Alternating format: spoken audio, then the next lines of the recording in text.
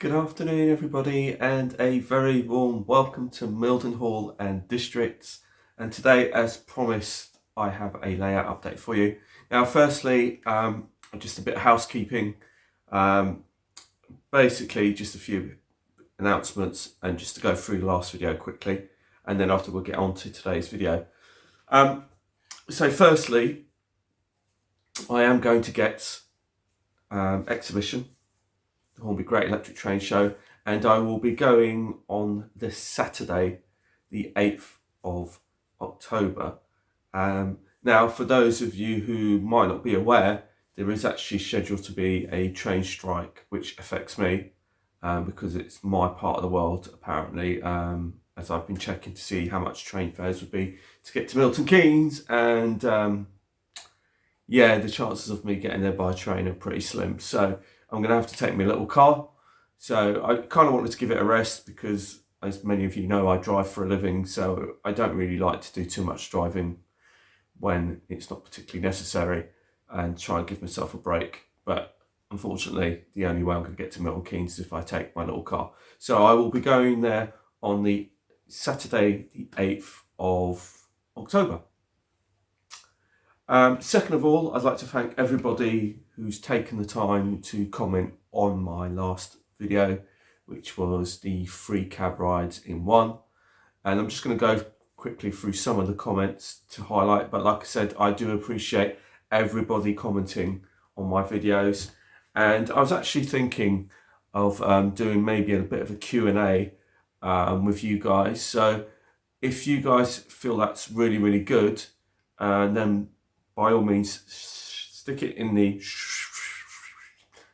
comment section and see what you think. And if you want to see a Q&A video, then by all means just say you want to see it, and also put your question in, and then what I'll do is I'll announce it and say, look, I'm going to do this video on this particular date, and I'll go through all the questions that everybody has sent me. So and then we'll see what happens, as long as it's all appropriate, of course. So just going through some of the comments that came up. Steve Jones said that was a great cab ride video, as always, my favourite, and said a cheeky glimpse of the Flask facility too, and that will be covered in today's update. So yes, stay tuned if you'd like to see that. Alan Cowley saying what a fantastic layout you have, so thank you so much, and he particularly enjoyed the nighttime running, and there is an update on that too, which I will show you shortly. Skips is always puts in a lovely comment, and so does David Atkins from Canada. So David, I hope you're keeping well, and there's quite a lot of people that do quite like the night running session. It's something that I'm working hard on to make the night running just as good as the daytime running. And Michael Tanguy said, yes, wow, brilliant video, fantastic layout. So thank you so much, Michael, for that. And John over at Piccadilly sort of said also, all's well that ends well. So for those of you who didn't realise, I did have a lot of trouble with my links, as I said in my last video. But yes, it all came out well in the end.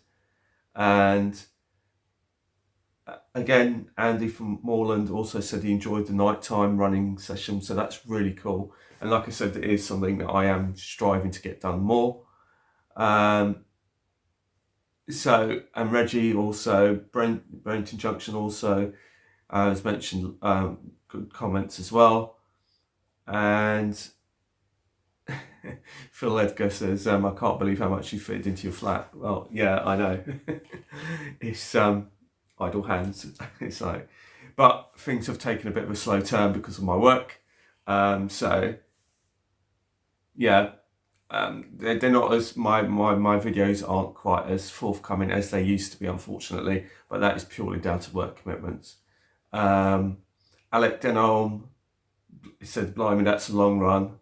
It looks like about 4 minutes for a long route. Any idea what the linear feet is roughly? I think last time I checked, it was something in the region of about 30 odd feet, but like I said, that's a really a rough guesstimate.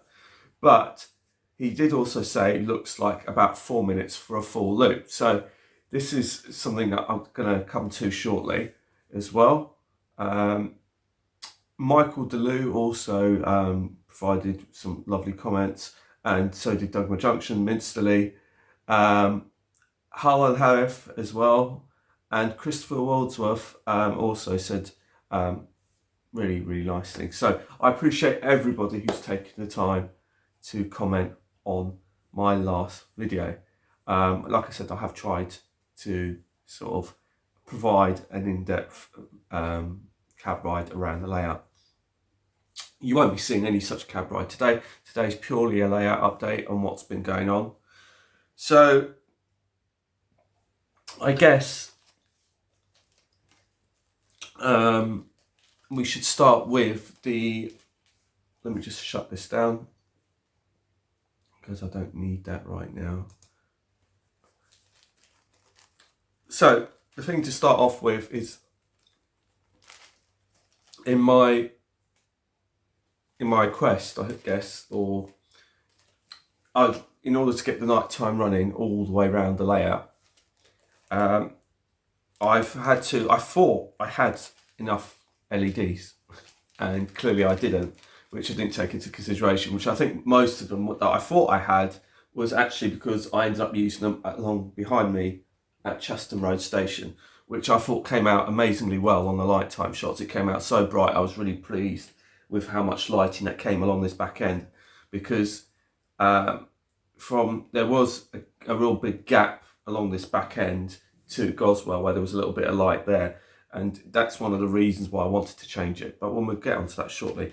But anyway, and also in I think it was my last Susanna's Come Build With Me, I did lighting. I think episode 4, no, actually it was episode 3, because episode 4 was the containers. Right, so episode 3 was the lighting one that I did, and how I made my tea lamps. Now I'm planning to make a lot more of those. As I now know how to do it, it's not really an issue for me to make them, and it's very easy for me to make them. So if you are interested in making your own, then please go and have a look at Susanna's Come Build With Me series, episode 3. And episode 4 was the containers, and soon will be episode 5, and we'll get onto that a little bit we'll get onto that shortly, or a little bit later on in the video when I get to the back bedroom, because that's going to concern that end. So anyway, so I've received this, which is another pack of 25 LEDs. I've got them from eBay. These are the same ones that I've bought all the way around the layout pretty much. So the brightness should pretty much be the same. So these are white ones, but I think you can get warm whites and other different colours too if you wish them. But I did get these off of eBay. So as you'll see, and as I'll show you, the posts and the holes are already done. It's all a case of me actually getting round to doing the wiring for these lights, and then actually plugging them into a transformer to get them all to work. So I believe it was Alec Denholm who said about how long was the layout and how long would it take to get round, and he reckons it's about 4 minutes. So in order to sort of answer that question, I was doing just roughly by the video length, and it sort of is about 5 minutes, I think, to get round. However, that being said, a parcel arrived this week. It's something that I've been oohing and ahhing over. Actually, it wasn't this week, it was last week. But anyway, it's something I've been oohing and ahhing over for a very, very long time. And I've finally decided to take the plunge and actually buy one. Now, it's actually a Transfabrique, I think is how you call it. And it is a speedometer. And here it is.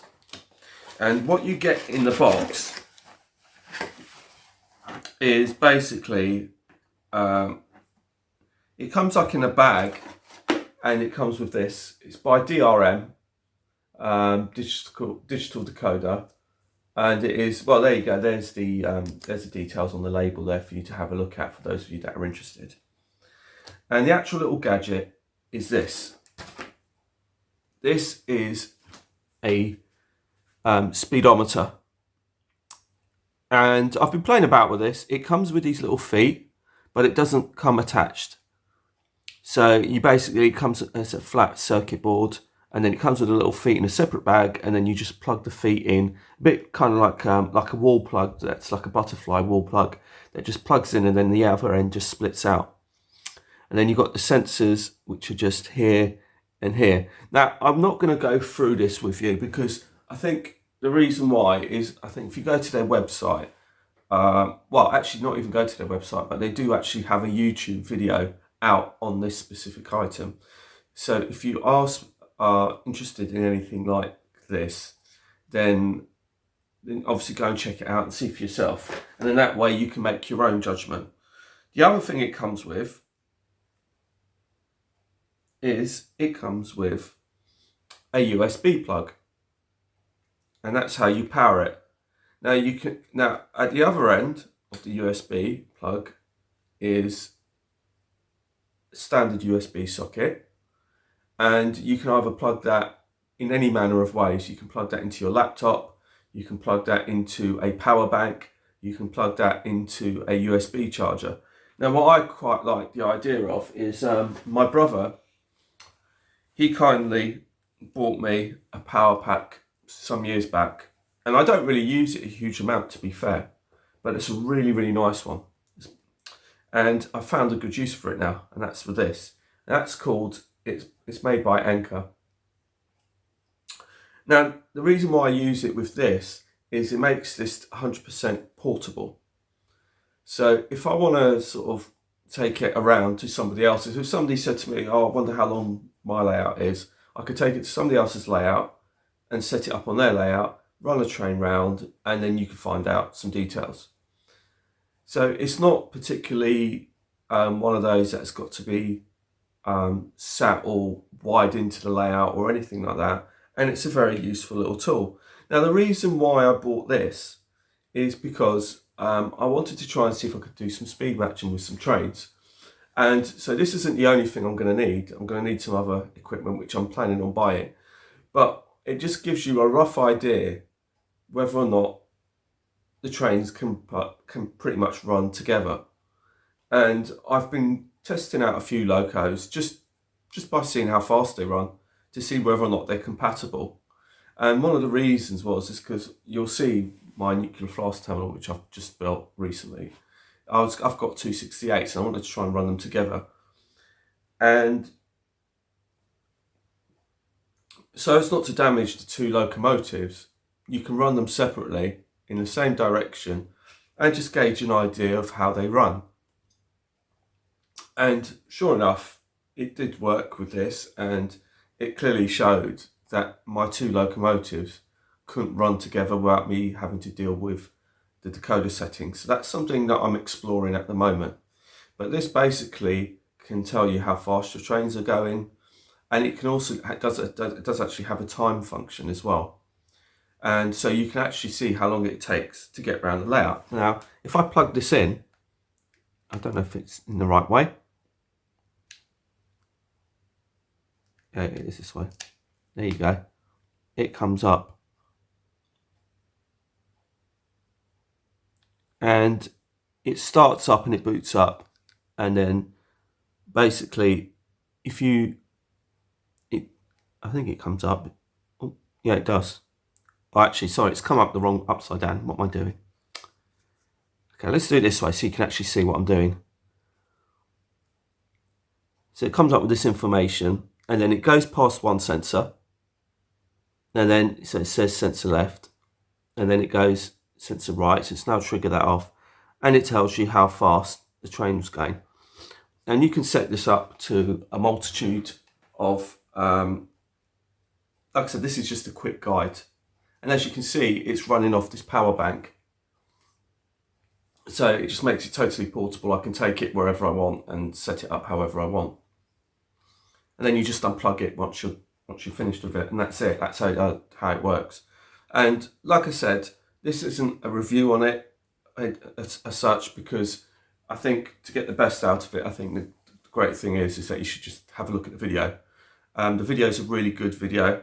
Now, the video is slightly different in terms of when I got this, I didn't actually have to set this up to miles an hour. It was already set up to 00 gauge miles an hour, but you can set it up to various gauges and whether you want to do it as miles per hour or kilometers an hour.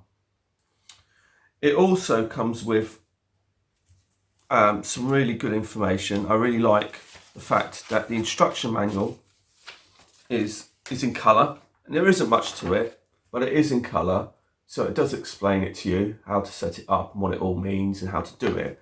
But if you're not one of those people for instructions, you can also just go to, and the video is very short.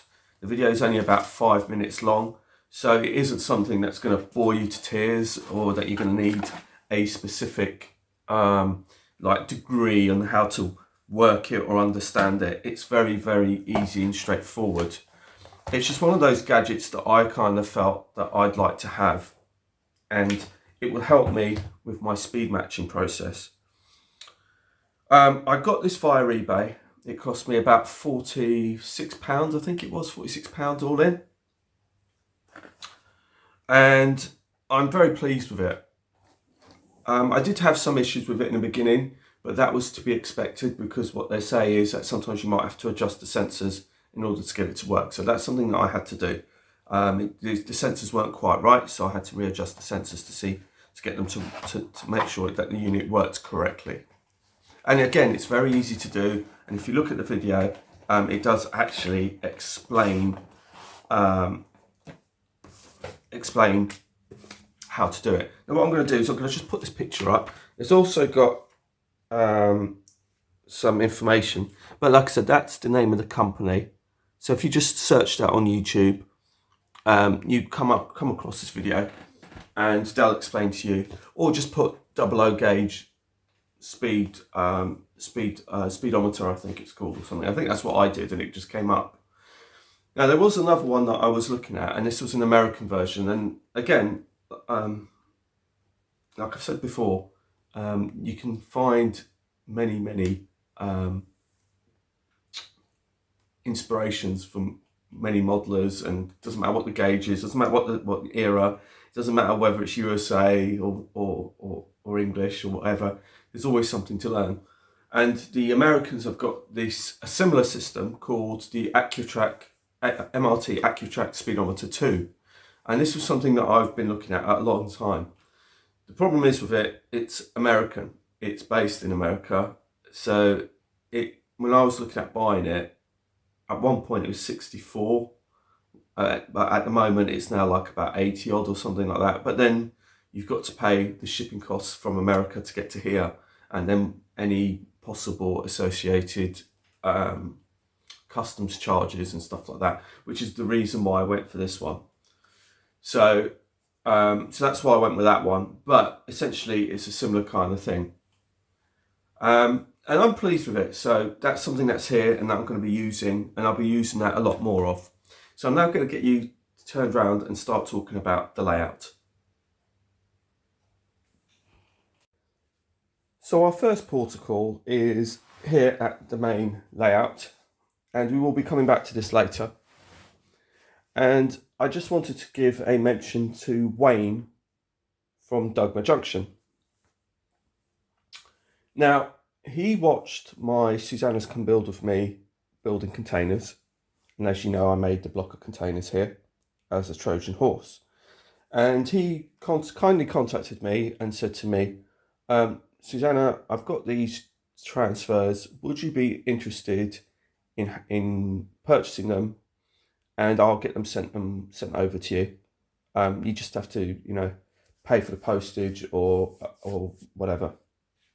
So we came to an agreement, and he sent me some pictures of what he had. And this was a company from Sea Rail Intermodal, and a chap who runs it's called Andy. And basically these were transfers that he sent over. And what they were these water slide transfers to make my containers seem a little bit more believable. And what he's done is the transfers for Malcolm Logistics and the BBC News at the bottom there. And I think that looks so much more believable than if I just left them plain. So thank you so much, Wayne.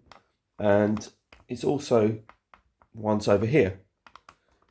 So again, this whole thing in the middle here is just a box, and then I've just added the water slide transfers, and I think they look really good. They look really effective. And when I go to Gets, I shall be seeing Andy and purchasing some more containers from him. That is my plan. I've actually had a long conversation with him about it, so I'm looking forward to seeing him. He is expecting me to pop over and see him, so I will be seeing him to get some more containers. So once again, thank you, Wayne, over at Dunbar Joint. I think they look really great, the Malcolm Logistics and the BBC News. I think it just looks really good. So next on our update, as we move around the flat, is this DMU where it is. And that's basically this inner line where the DMU is actually sitting used to be the line that used to bend straight round to go round outbound. But now what I've done is I've now used the middle line to do it, and this is to create an easier curve to get round the back. And also where the crossover is, if I can just get round everything, where this crossover, it now means that the trains coming outbound don't have to come on this line here. So it's just higher speed, straight through run. And that's pretty much what I've done. I've also, as you can now see, I've also redone this area and rejigged this area as well. So the track configuration in this area at the triangle has also changed. So this is a slightly larger radius curve, so that makes it better for the trains to come round. And I've also added this point here, and this basically means that this is the spur that will shoot off towards the container terminal, and it will just go back round on the inner loop, and then it will then come and park where it is currently sitting. And then this is just a straight run through all of that. So that's something else. So all of that has now been redone. Also, all of this has been redone because this wall is a brand new wall. It used to be security fencing, but I nicked it for the container terminal, and I rebuilt this wall to sort of go in line with the wall that was currently there over here. I have also reballasted all of this along here, and not only have I done that, but I'm just going to drop you down and I'm going to just briefly take you off the tripod to show you that you may have noticed, but I've also done the inner walls along here. So this was just plain before and it looked unsightly, and this is one of the things I picked up on straight away when I did the original cab ride video, that this was all plain, it wasn't scenic at all, and it looked really quite bland and quite rough, and it didn't look finished at all. So all the way along here and all the way along further down, I've also done the inner wall there. Let me put you back up onto here. Now, as we move around, we have also added some lighting along here, done all the ballasting along here and along the station here. There's also a switch just there, which now allows me, as you saw in the cab ride video, that Chaston Road station is now fully lit up. And I have to say, it is very effective. The wiring still needs to be tidied up, but as you can see, it is nicely lit up, and that runs off a transformer. So I'm really pleased with that. That's come out really great. So now let's move further down the layout. So as we move to the bedroom area and to St Anne's station, one of the other things I've been doing, and this is something I've only done just today, is I've been adding the vehicles on this ramp. Now the only real special thing about this that I've done is if I take you around to the other side, you'll see the ramp and the vehicles are on the ramp. Now this is hopefully will give it some scenic interest as the trains come along here. Your eye might be drawn to some of the vehicles on the ramp, and that makes it a little bit more interesting. But the main thing I've been doing is if you haven't seen this little trick before, the cars aren't glued because I don't believe in gluing the cars down because I don't want to ruin the wheels and tyres and things. So if you want to reuse it, you end up with flat spots and everything. So the trick is to put a little bit, to put a, what I've done is put a matchstick, that's the word I was looking for. Put a matchstick on the road, and then you can basically put the vehicle up against it, and that will stop it from rolling down the hill. It hasn't been painted yet because I've only just done this today, and then I've also just done this today as well. This is a little bit of actually something that come across from Tony Northeastern, where he keeps all his Pico point packaging for windows, and I've kept mine as well, but I'm using this as a bit of a barrier to stop in case anything comes rolling down, that it doesn't just go flying off the layout. It's got this protection here just to sort of so you can still see it, and even at eye level it would still look pretty good. So that's something that I've also done. So along this section, this is where I've done the majority of the work, and we will start by looking at this. Basically, I've now added a new UP5, and I've added a holder, and that's one of my UT6 Digitrax controllers. This is now not the main, but the local UP5 unit, and what I mean by that is basically by using this UP5 unit here, plug in here, what it means is that I can control this part of the layout and St. Anne's as one separate layout, as a separate layout from the main layout. So I can do some testing on this side without having to link all the boards together in order to sort something out. So basically I can now sort this out locally, and this is connected to a separate Digitrax power unit, and then there's a LocalNet cable which runs from the power unit to the back of this UP5 to power this, and then I've got the controller that then plugs into that, so I can then run the trains on this separate section of layout and use this bit here as a separate layout. So it's not actually connected. I don't have to connect the whole layout just to run this little bit. So that's why I've done that. So as you can see here, you can just sort of see it how it is. So this becomes one layout on its own through that UP5 connector along towards there. And then this particular UP5 connector block here that you can see, that one is the main one, so that runs from the main layout, so that's what I would use. So they're two separate systems. So next is this part of the layout, which used to be Wigmore Road Station or Wigmore Station, and as you can see, it's now turned into my nuclear flask terminal. It's not ideal in the sense of I could have done with it being on a straight as opposed to a curve, but it was an industry which I could fit in here, which wasn't going to take up a huge amount of room, and that I could fit in here and work. So there is a bit of modeller's license in it, because like I said, ideally it could have done with being on a straight bit of track, and there's probably somebody who's going to complain and say, oh, it should be on a straight piece rather than a curve. However, this is how it is, and this is the way it is. So let's just head back at this end for the moment and just explain to you some of the changes down at this end. So finally, I've added a back piece along there. I've also made a bridge, and here it is. This is my bridge, and as you can see, it's at an angle. This is made from scrap piece of card, and some of you might recognize it, that this scrap piece of card is actually come from the back scene that used to be where Cheston Road Station. That was all warped, so I saved the card, repurposed it, and made this bridge out of it.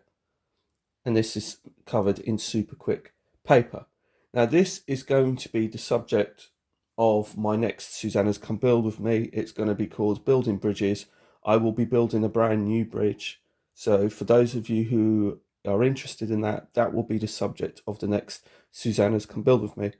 So basically that then pops into there.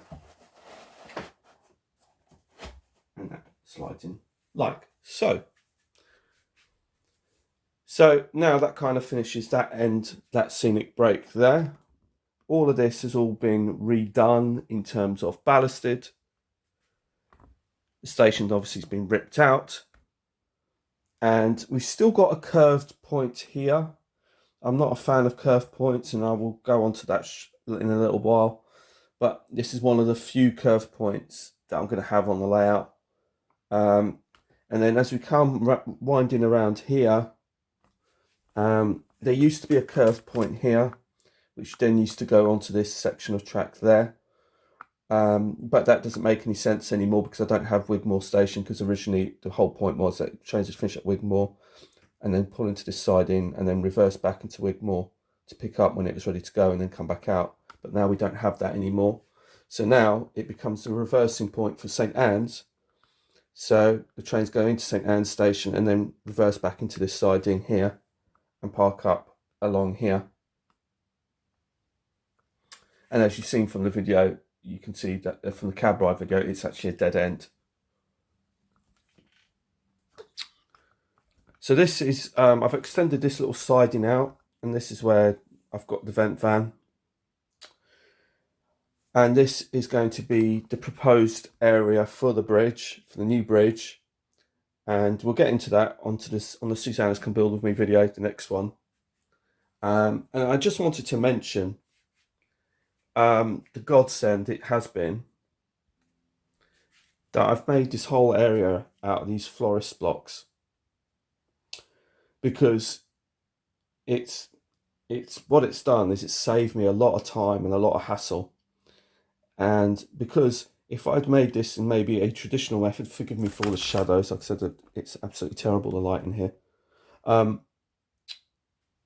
If I made this in a conventional way, which is like probably like either paper mache or chicken wire, I would literally have to start this all over again to redo this.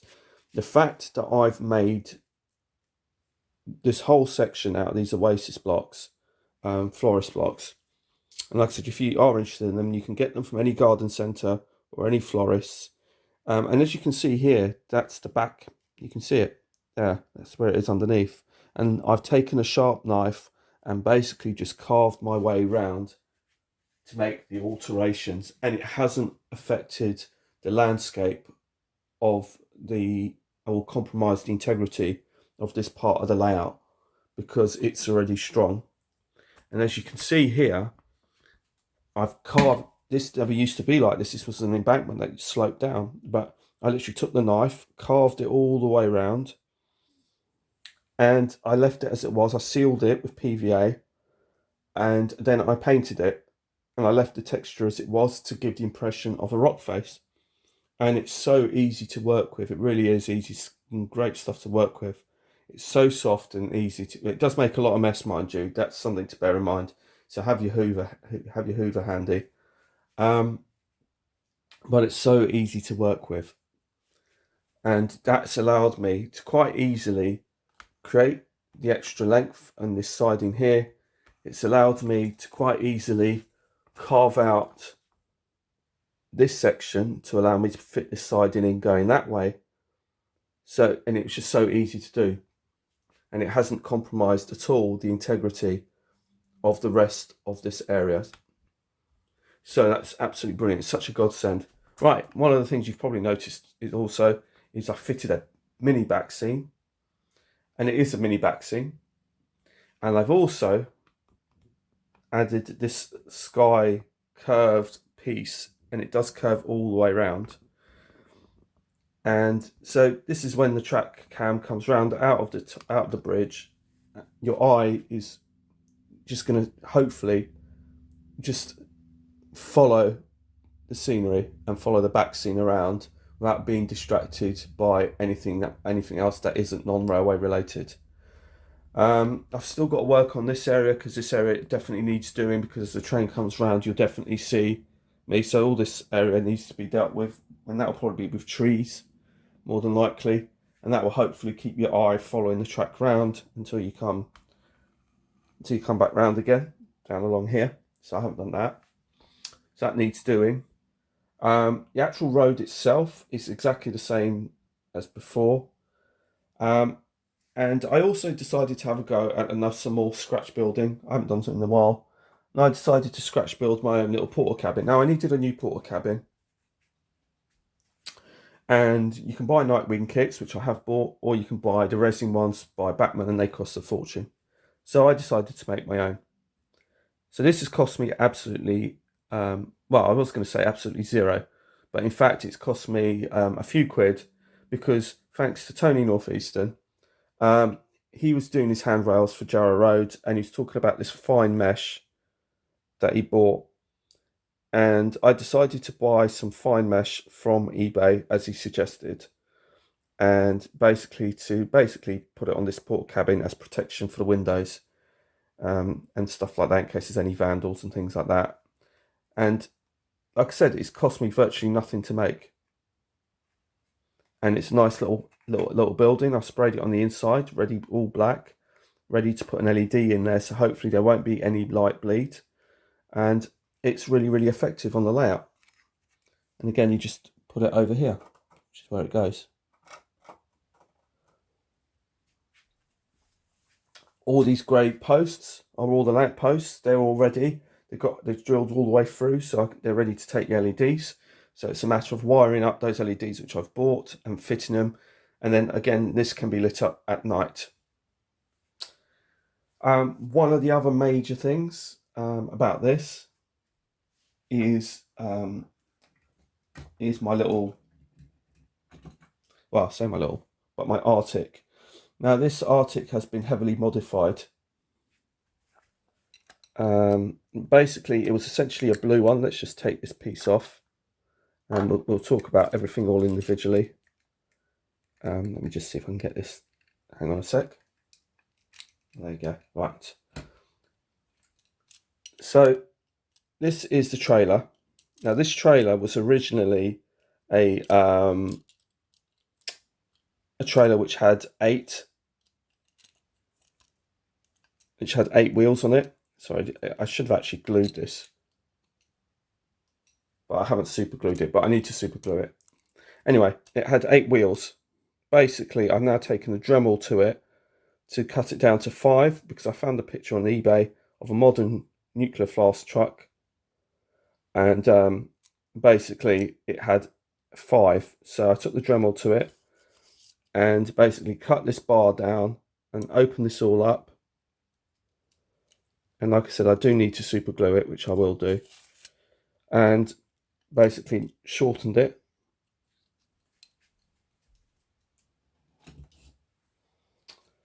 The lorry's got a little, just a little LED light. Sorry, it's got a light bar on it. It isn't powered or anything, but again, I did see it with the nuclear flask truck with the light bar on the top. But I do need to put some hazard warning signs and all that kind of stuff on the front, which I haven't done yet. And also I scratch built this, and this is like just out of plastic cards, and I just scratch built this. And this is what was on the lorry, and basically this takes off when it's transferred. This contains the nuclear waste or whatever it is that's transferred and gets transferred from that box on the wagons onto this one, which goes onto the lorry, or vice versa. The dimensions were basically taken from the wagons, which I took, like I said, from those 2 nuclear FNAs. I took the measurements from there, and also the width was then taken from the trailer to give me the width that I needed, and then the shape was also taken from the images that I found. And this pretty much gives me a modern truck, nuclear flask truck, because I was trying to find one, but you can't find one for love nor money. So If you can't find one, you end up having to make it yourself. So that's what I ended up doing. So that can stay there. And that goes something like that for now. So that's my little nuclear flask sort of area. It isn't anywhere near finished. Like I said, it still needs lighting and all the rest of it. But it basically gives a representation. It gives you an idea. And like I said, I'll be building a bridge, and that will be going here. So hello and welcome back to the main part of the layout, because now you're on my selfie stick. And the reason why you're on my selfie stick is because it's a bit like Heineken, reaches parts that other beers cannot reach. That's what they say, I think is the terminology or something like that. So I'm just going to show you the reason why you're on the selfie stick. And the reason why you're on the selfie stick is basically there's this curved point here. And it's been a constant bane, and also this inner loop is a constant bane.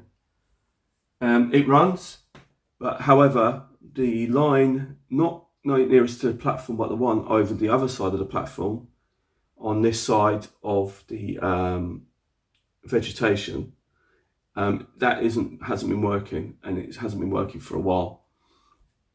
It could be something very simple as a like dodgy connection or something like that, but basically that line is no longer running. And there's also another two curve points. There's one there that you can see, and then there's another one which then leads into this bay platform where this DMU currently is sitting. Now that bay platform is working.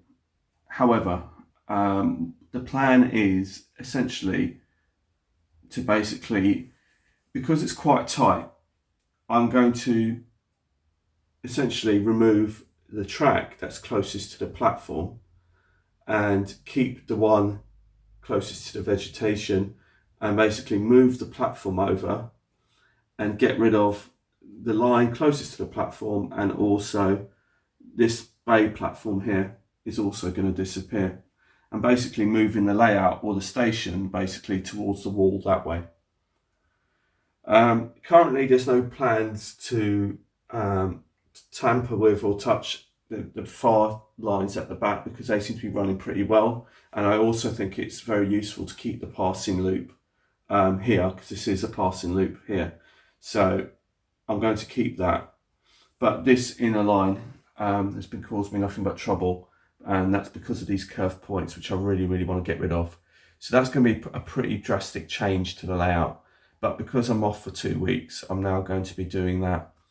Also, there are changes to possibly either moving the station or getting rid of the station completely. At the moment, I'm eyeing up the idea of putting the station up, like I originally had it at Beringer, and put it up here, above the railway lines. That's the idea I'm currently toying with. I'm not sure whether that's going to work. Basically, this will mean that this will go as well. This ramp will go. I think this is going to disappear. It's also going to make the container terminal bigger as a whole, so it will give me more room to do more stuff with the container terminal to make it a bit more convincing.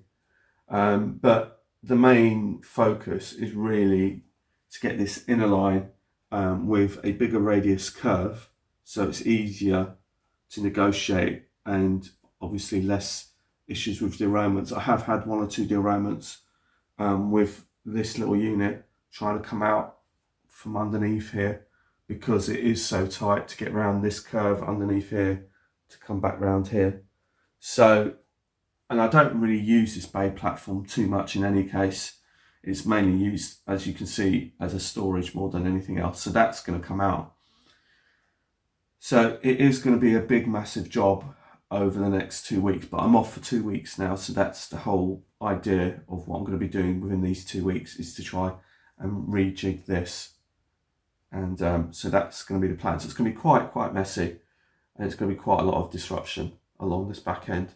But hopefully it will come out the way I want it, because when I ran the cam truck along here, both day and night, it did kind of give me ideas of what I liked and what I was seeing through through the eyes of the cam truck.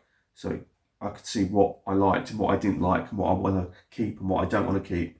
So I think really, to be honest, it's going to be easier just to move this over there and get rid of the curve points, which are causing me nothing but issues. So I'm going to get rid of those, and that should hopefully make everything run a lot more smoothly and more reliably. So that is that, and then hopefully I'll have more space for the container terminal as well, and maybe add a few more bits that can make it a little bit more realistic. So this concludes the end of today's video. I hope you've enjoyed it. I hope you found it interesting, and like I said, if you want me to do a Q&A, then feel free to say yes and put your question in, and I'll answer any questions on a specific video and try and get some answers for you. And also I look forward to seeing a lot of you at Gets, and hopefully that should be a fun day out. I did watch Robert's train set video, and he suggested that he wasn't going to be doing much filming, and I'm probably going to be the same. I'm probably not going to be doing too much filming because I just want to enjoy the day. So I'm just going to be mooching around. I'm not going to be specifically looking for anybody. I'm just going to be just wandering around, and those of you who do see me or spot me, then feel free to come up and say hello. I promise I don't bite, so yeah, just if you see me, just say hello and introduce yourselves, and because it'd be nice to meet as many of you as I can. But like I said, I'm not out to specifically meet people in particular. Like I said, I'll just bump into people as and when I come across them. So hopefully it should be a really good day out. So until the next video, which will probably be a Susanna's Come Build With Me, so take care, and until the next video, bye bye.